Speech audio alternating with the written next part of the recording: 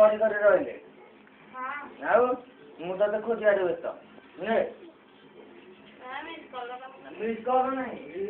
କଣ କଥା ହେବି ମ କଣ କରୁଛୁ ସବୁଦିନ ତ କଥା ହଉଛି ଆଉ କଥା ନାହିଁ କିଛି ଦିନ ହେଲା ସିନା କଥାଟା ସଂଗ୍ରହ ହବ ଏ ଘଣ୍ଟା ଭିତରେ କଥା କରୁ ସଂଗ୍ରହ କରିକି କହିବି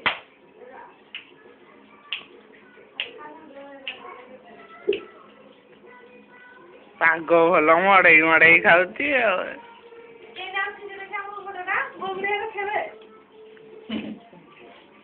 ଆଇକି ଡାକିଦେ ସିଏ ଚାଲିଛି ସେଦିନ ଦେଲେ କଣ ହେଲା ସେ ତ ନିଜେ ନିଜେ ଖାଇବା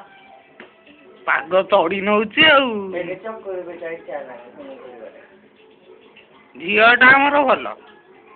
ପାଗ ଭଲ ନୁହଁ ଝିଅ ପାଗ ଭଲ ଭଲ ବେଲାରେ ଖାଉଛି ଯିଏ ଦେଖିବ କହେ ବାଇଗଣ ପାଗ ଖାଉଛୁ କଣ